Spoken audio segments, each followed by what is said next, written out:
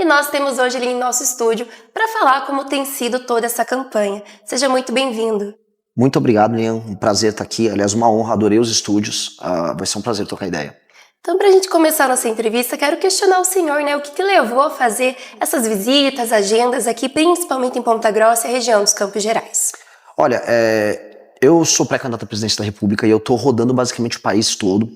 E eu estou fazendo uma estratégia completamente diferente, né? Como eu não tenho acesso a jatinho, a esses recursos multibilionários dos meus concorrentes, eu rodo de carro e eu vou parando nas cidades, eu vou entendendo como funciona, gravo vídeo, converso com as pessoas, visito todas as rádios que eu consigo visitar, tento aparecer em TVs locais. E eu sei que é um trabalho muito extenuante. Imagina, você passar assim, num dia das 5 da manhã até meia-noite, trabalhando, conversando, mas eu me torno mais conhecido e eu conheço também a realidade. No Paraná eu comecei lá pelo Resort Itaiaiá, lá das aventuras do Dias Toffoli, de Londrina, Maringá, depois fui para Cascavel, tava lá na região oeste, aí a partir de hoje eu cheguei na região de Ponta Grossa, e vem sendo bem interessante. Eu já tive aqui outras vezes, tratar tanto da questão logística da região. A gente tem um problema de infraestrutura que é enorme no Paraná, mas que chega aqui também. Você tem os problemas que envolvem a indústria, aqui de fato tem indústria e agro ao mesmo tempo. Como conciliar essas duas coisas, uma cidade que é de serviço com uma cidade que é moderna? Vocês pegam um pouco do rescaldo do problema de criminalidade oriundo também da própria metrópole, que é Curitiba. Então, os problemas que nós temos aqui são os problemas de uma cidade moderna. Eu sempre comparo o que é Ponta Grossa é para Curitiba, é o que Campinas é para São Paulo. E Campinas, ela, por um grande tempo, ela pegou o que havia de melhor em São Paulo, indústria de tecnologia, mas também levou os problemas, favelização. Eu acho que em Ponta Grossa vocês ainda não pegaram a melhor parte de ser a segunda cidade metropolitana aqui, então tem alguns desafios locais que são bem interessantes. Com certeza, o senhor falou, né, dessa questão, as propostas para infraestrutura. Ponta Grossa é o maior entroncamento do sul do país. Nós temos, de fato, avançado em logística, mas com isso vem problemas. Quais seriam as suas propostas para melhorar isso, não somente aqui nos Campos Gerais, mas no Paraná? No Paraná e no Brasil, para falar assim, infraestrutura é o maior problema para o desenvolvimento do Brasil, junto com leis trabalhistas e o dinheiro caro, vamos botar assim. Aqui de fato é um entroncamento, como você colocou, mas o Paraná, né, em termos de modais e em termos de infraestrutura, ele basicamente é um dos piores lugares do Brasil quando comparado com o tamanho de sua economia. E por quê? Veja, o Paraná é o quarto PIB do Brasil. Só que o Paraná é tratado como um estado pequeno. As pessoas no Brasil falam de Pernambuco, vão falar da Bahia, falam do Rio Grande do Sul, e esquecem que o quarto PIB do Brasil é o Paraná. O Paraná tem a segunda, talvez, melhor terra do mundo para produzir. Então boa parte da produção agropecuária brasileira sai do Paraná e ninguém comenta. Falam de Goiás, com razão, Goiás é muito bom, mas não falam do Paraná. O Paraná parece que ficou esquecido no mapa. As pessoas não sabem, o Paraná é sul, o Paraná é sudeste. A real sobre o Paraná. As cidades do Paraná não merecem a infraestrutura que o Paraná tem. Quando você sai de carro de uma ponta a outra do estado, é uma vergonha. O próprio trem, a linha de trem, tem trechos inteiros que o trem anda a 10 km por hora. É bizarro, como é que você vai escoar a produção? Não adianta nada o agro ser altamente produtivo, se na hora de você levar ele da ponta até o porto, lá em Paranaguá, você não consegue. Aí você tem que às vezes escoar por Santa Catarina. Isso é loucura. Então tem um problema que também nesse sentido é político, que é por que o Paraná, mesmo sendo tão poderoso no sentido econômico, sendo um lugar que cresce mais do que a média nacional, não tem representantes políticos que vão em Brasília e cuidam dos temas que interessam para o Paraná. E aí vem a crítica também ao eleitor do Paraná, que tem que fazer essa autocrítica, e eu estou fazendo isso no Brasil todo. Falei isso para os pernambucanos, dos problemas deles, dos cearenses, dos problemas deles, dos paulistas, dos problemas deles, e do paranaense. O paranaense elege muito deputado que está preocupado em denunciar o comunismo lá em Brasília e que não está trazendo rodovia e dinheiro para fazer as estradas. Não tem o Ratinho, que é o governador, tinha que estar focado demais em resolver a questão do Pacto Federativo, o dinheiro do Paraná ficar no Paraná. Mas aí não fica. E aí vocês ficam nessa coisa que é meio bizarra, que é um paradoxo, que é vocês têm cidades muito similares a São Paulo em termos de produtividade e qualidade de vida, mas ao mesmo tempo, quando você sai de uma cidade para outra, vocês têm uma estrada nível Ceará. Por quê? Por que isso é permitido? Vocês não deveriam permitir isso. Isso está errado, essencialmente. O senhor tem citado essa questão das rodovias, né? E de fato, Ponta Grossa hoje vive um momento de expansão industrial, expansão do agronegócio. Acredito que o senhor, enquanto está passando pelo Paraná, vai ver com mais realidade também esses problemas das rodovias. Mas agora a gente puxou até uma questão de Estado, né? Quais são as propostas estaduais aqui para o Paraná por parte do Missão? Acima de tudo, proposta. Sim, se for falar focado no estado do Paraná, proposta de infraestrutura. Veja, o Paraná tem um IDH, Índice de Desenvolvimento Humano, maior do que a média brasileira. Não é um estado pobre, é um estado que tem um PIB, é o quarto PIB do Brasil.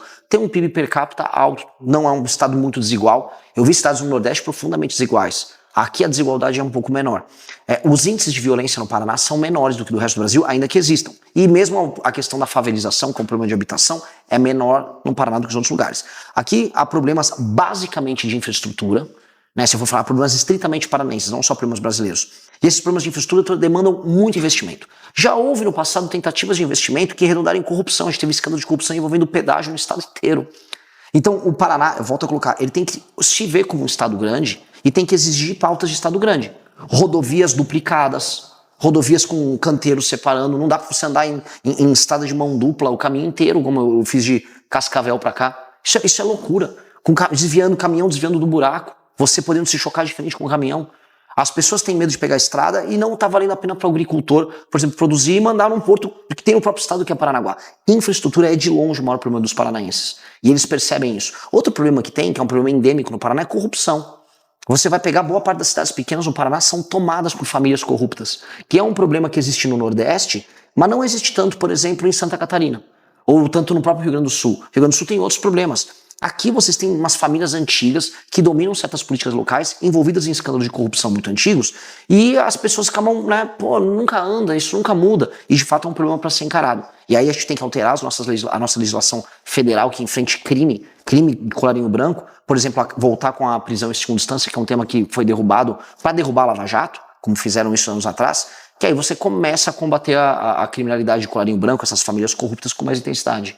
O senhor tem citado agora pautas de segurança pública. Antes mesmo da entrevista eu comentei que essa é uma das bandeiras da nossa prefeita Elizabeth Schmidt, filiada à União Brasil aqui.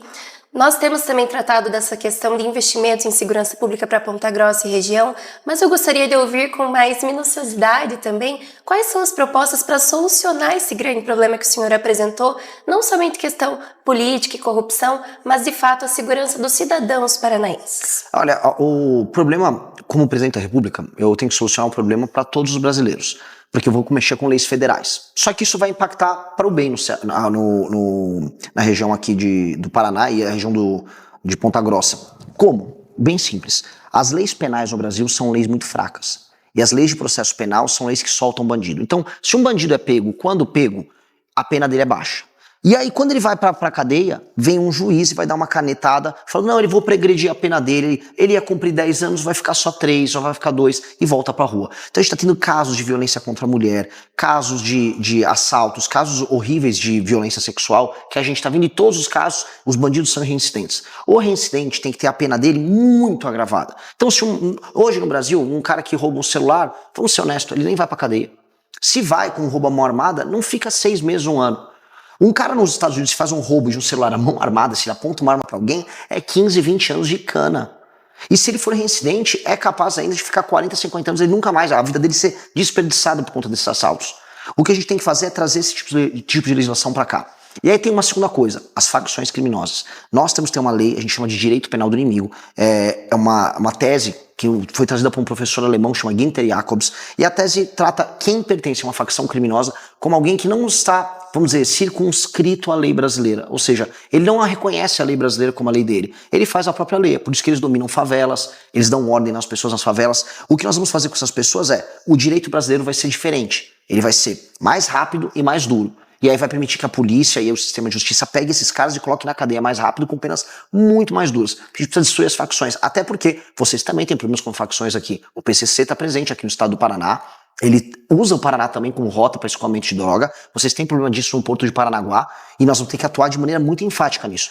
Tocando essas medidas que eu falei aqui, nós conseguimos rapidamente alterar o número de homicídios, roubos e furtos no Brasil, que é uma coisa que o brasileiro sente mais e que precisa ser resolvido no meu primeiro ano de mandato. Perfeito. Então, Renan, agora eu queria saber de uma outra proposta sua, né? Agora pautamos infraestrutura, logística e segurança pública, mas tem uma das suas propostas também por parte do Partido Missão, que é voltado à fusão entre cidades, né? Eu fiquei um pouco curiosa, porque aqui nos Campos Gerais temos cidades pequenas, mas que são cidades que produzem muito e muita riqueza. Até onde cabe essa proposta e de que forma ela será aplicada? A regra é muito clara. Se o município que tenha 2.000 habitantes é autossustentável, ele pode se emancipar e ter a sua autonomia para manter suas características culturais. Agora, se o município não é autossustentável e ele é bancado com a elite política dele por outros municípios e estados do Brasil, ele vai ter que se fundir com os outros. Porque não faz sentido você criar uma cidade para ser sustentada pelos outros. É que nem eu falei, vou sair da casa da minha mãe, tá, vou morar sozinho, mas minha mãe vai me bancar. Aí eu não saí da casa da minha mãe, né? Aí eu tenho que ficar lá compartilhando o custo com a minha mãe, porque esse é o correto. Não é correto a pessoa ou aquela cidade se emancipar, jogar a conta para a União, e a União ficar pagando lá o salário do prefeito, do vereador, secretário, dos apaniguados, das famílias que eles colocam ali. Então, se você tem municípios que são autossustentáveis, a gente tem que respeitar a autonomia deles. Isso aqui não é sobre não gostar de municípios pequenos. Eu adoro municípios pequenos.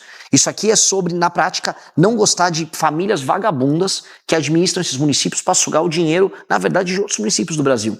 Eu vou dar um exemplo. A maior parte, mais de 70% das cidades, mais de 80% na verdade das cidades da região nordeste do Brasil, não são sustentáveis.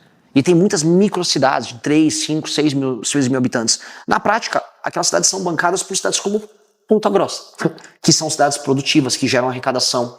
Então, você não pode jogar o peso de uma cidade que não está sendo produtiva numa cidade que está sendo produtiva, eu estou punindo. E é por isso que hoje uma pessoa aqui em Ponta Grossa vai comprar algo e fala, nossa, tá caro. É lógico, o imposto é alto para sustentar isso. Então a gente tem que diminuir o número de cidades. Isso é muito mais racional. A outra coisa também que tem que ficar clara, a cidade não apenas tem que diminuir, uma cidade tem que ser bem administrada. Hoje, a maior parte dos prefeitos está pouco se lixando, está entregando segurança, educação, está entregando saneamento básico. E nos lugares mais pobres, porque existe também essa coisa, quanto menor o município em geral, mais pobre ele é. Eles compram o voto da população. E a população vende voto. Então a população nem sabe avaliar o cara. Então na prática a gente vai aplicar penas muito duras para prefeitos que não conseguem cumprir suas metas. Metas de segurança, saneamento, educação. Se ele não cumprir o meta, ele perde os direitos políticos e não concorre por 8 anos. Aí você vai ver todo mundo pular. O município vai ser maior, a gente vai economizar mais dinheiro e ainda vai cobrar deles a execução dessas tarefas. Vocês vão executar a tarefa pelo direito político e você vai começar a ver a política começando a melhorar nos municípios do Brasil. Certo, acho que a gente conseguiu tratar aqui uma perspectiva geral das suas propostas e hoje o senhor também vai apresentá-las ao público pontagrossense nesta noite. Queria que o senhor explicasse também aos nossos espectadores como funcionam essas audiências com o senhor. Olha, a gente é muito aberto, é um grupo, o que a gente faz é muito único. Todos os lugares que eu vou fazer um evento é aberto ao público. E além de eu fazer uma exposição de quais são as nossas ideias do Partido Missão, o meu plano de governo para o Brasil, eu abro para perguntas. E podem ser 20, 30, 40 perguntas. Não há, vamos dizer assim, nenhuma barreira. A pessoa pode perguntar absolutamente o que ela quiser. E eu respondo tudo de maneira franca, como eu te respondo hoje aqui de maneira franca, sem rodeio, sem nada. Porque se a gente quiser mudar o Brasil, se a gente quiser mudar o Paraná, a gente tem que ter propostas boas na ponta da língua, a gente tem que acreditar nessas propostas, não tem que vir com aquele enrolation que o político faz. E ser muito, vamos dizer, sincero em falar sim e falar não para as pessoas. Às vezes vem para as perguntas assim, olha, se você for presidente, você vai subir o salário dos professores para um piso de 10 mil reais? Eu falo, não vou fazer, porque não dá para fazer. Tem coisas que dá para fazer e tem coisas que não dá para fazer. E falar não para uma proposta populista para a pessoa, para o político malandro, é um erro. Para mim, eu acho que é um acerto, porque eu acho que se a gente for verdadeiro com as pessoas vão confiar quando a gente precisar tomar as decisões difíceis para o Brasil. E hoje o Brasil está precisando de remédio amargo. Falar o que todo mundo quer ouvir, o Lula tá lá em Brasília dando vale gás, ele fica andando com botijão de gás. Olha só, olha esse botijão. Ele fica andando com a esposa dele fazendo isso, ele tá oferecendo luz elétrica e diz que o Brasil está em pleno emprego. Que país está em pleno emprego em que você precisa dar botijão de gás para as pessoas cozinharem? É óbvio que é um país que está muito pobre. Só que ele fica vendendo ilusão. Enquanto isso, o presidente da Argentina fez uma campanha falando o seguinte, a Argentina está quebrada, está destruída, as medidas que eu vou tomar vão ser muito duras, vocês vão sofrer por um tempo, vai ser muito difícil, mas quando elas começarem a funcionar, a Argentina toda vai melhorar. Pois bem, os argentinos votaram nele, porque ele foi muito honesto, muito sincero. Eu estou fazendo esse mesmo caminho. Eu estou falando, nós vamos precisar tomar medidas que talvez vocês não gostem, mas depois vocês vão falar, nossa, ele estava certo. E é assim que tem que fazer, senão você não é um homem público, você é um influencer. O senhor trouxe aqui a referência ao Javier Milei, né, na Argentina, mas nós sabemos que o MBL ele também tem essa questão de quebrar paradigmas tradicionais, como eleições de Lula e Bolsonaro, né? Então eu queria saber do senhor essa proposta irreverente do MBL, como o senhor diz, quais são as autonomias do Partido da Missão, no caso, e como o senhor quer se posicionar como uma nova alternativa a quem ainda não conhece o Missão? A nossa autonomia com relação a Lula e Bolsonaro é total. O nosso projeto é o nosso projeto. Nós somos os únicos, se você procurar na internet livroamarelo.com, vai encontrar o nosso livro que tem as nossas propostas. E você pode ler as propostas. A gente colocou obrigatoriamente no estatuto do partido, o partido tem 4 meses de idade, As nossas propostas são as propostas do livro amarelo. Os nossos candidatos têm que defender essas propostas. E se você quiser participar para discutir quais são as propostas, tem os fóruns internos de discussão, grupos com mais de 100 pessoas por tema, gente do Brasil inteiro discutindo, criando proposta. Isso cria uma agenda que a gente tem essas propostas que eu apresento aqui para você, para o Brasil todo. E isso nos deixa livre para não ficar, vamos dizer, tendo que defender os absurdos que os Bolsonaro, que o Lula defende. Veja, aqui em Ponta Grossa tem muita gente que gosta do Bolsonaro. Vamos ser honestos, o Bolsonaro ganhou aqui nas eleições de 22. Agora, a família Bolsonaro abusa dessa confiança. Hoje o Flávio Bolsonaro estava criticando uma CPI contra o Alexandre de Moraes e contra o Dias Toffoli. Ou seja, de um lado na campanha eles aparecem, não, estou preocupado com o STF. No outro ele se alia ao STF. Ele estava em cima de um caminhão de som em São Paulo defendendo, o que eu achei um absurdo, aumento de Bolsa Família. Ah, não, o meu pai aumentou Bolsa Família, eu vou aumentar Bolsa Família. Que coisa horrível. Será que o eleitor de Ponta Grossa quer ouvir isso? Então fica sendo uma coisa falsa. E o Lula, então, é uma coisa ainda mais vexatória. O Lula é o dono da esquerda brasileira e ele fica comprando consciência. Então nós não podemos aceitar um tipo de política assim, e a gente sempre foi rebelde nesse sentido. A gente nunca vai abaixar a cabeça para ninguém. E nós somos um grupo de direita sério, mas ser de direita não significa ser bolsonarista. Significa que a gente tem valores nossos muito sérios. E nós vamos defender esses valores mesmo quando eles são impopulares. E nós vamos fazer isso, essa é a nossa proposta, e a gente quer as melhores pessoas para defender isso. Perfeito. Então, eu só queria questionar agora o senhor, né? A gente tinha combinado antes da entrevista me apresentar também enquanto eleitor, enquanto cidadã. Quais são os outros candidatos também aqui voltados ao estado e também à região de Ponta Grossa por parte do Missão? A gente tem candidatos muito legais no Paraná. Um dos candidatos fundamentais é o nosso candidato ao governador, o França. É um cara brilhante que está com a gente há 10 anos, conhece não só da política, mas conhece e vive o estado do Paraná há muito tempo. Ele é eu vou chamar ele um patriota paranaense, lá de Cianorte, que trabalha em Curitiba. Pedro Deirô é um dos fundadores do nosso grupo, é daqui do Paraná também, das pessoas mais brilhantes e inteligentes que eu conheço, também está fazendo campanha. Ele, junto com o Bertolucci, lá de Londrina, e com o Will, eles desvendaram o envolvimento, vamos dizer, de parte da família do Ratinho com a turma do Banco Master, arrumaram uma briga bem grande para eles e foram corajosos, tomaram um processo por conta disso, mas estão enfrentando o escândalo do Banco Master de peito aberto aqui no Paraná, mostrando os elos desse escândalo aqui no estado também. Tem o Alan aqui no estado que também é brilhante. Então a gente tem um grupo de jovens aqui, dos mais interessantes do Brasil que nós temos. A gente vai montar uma chapa completa, a gente vai conseguir fazer. E o desenho todo que nós pretendemos é um desenho de MBL, Partido Missão, que atenda às questões locais de maneira soberana e que olhe como o Paraná pode ajudar o Brasil, mas como o Brasil também pode ajudar o Paraná. Porque a relação é uma via de duas mãos, e hoje lá não está uma via de duas mãos mais. Hoje, assim, o Paraná paga imposto pro Brasil, exporta pro Brasil, manda dinheiro pro Brasil, entra o dólar pro Brasil, e pro Paraná não vem nada. E esses caras estão aqui para resolver esse tema. Renan, eu queria te agradecer pela tua disponibilidade em apresentar as propostas do Partido Missão e também da sua pré-candidatura a presidente da República e te oferecer um último espaço a falar com os nossos espectadores aqui de Ponta Grossa e região. Maravilhoso. Pessoal de Ponta Grossa, meu recado para vocês é muito simples e muito claro. Eu nunca vou vir com conversa mole para vocês. Essas eleições serão eleições muito difíceis. A gente tem o pior escândalo de corrupção da história do Brasil acontecendo agora, que é o escândalo do Banco Master, em que absolutamente todo mundo foi comprado.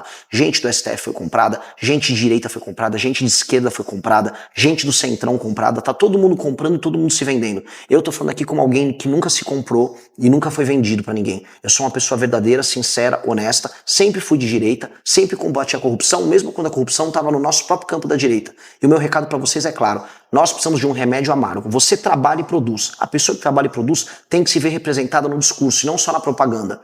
Não adianta você ser um herói na propaganda que vai e vota num candidato que se diz patriota de direita, mas no final ele pega o seu dinheiro para comprar o Bolsa Família e o voto da pessoa no Nordeste, sem te representar no final, sem colocar a estrada para você duplicada que você precisa para você vender seus produtos ou para você se deslocar para visitar a tua família aqui no estado.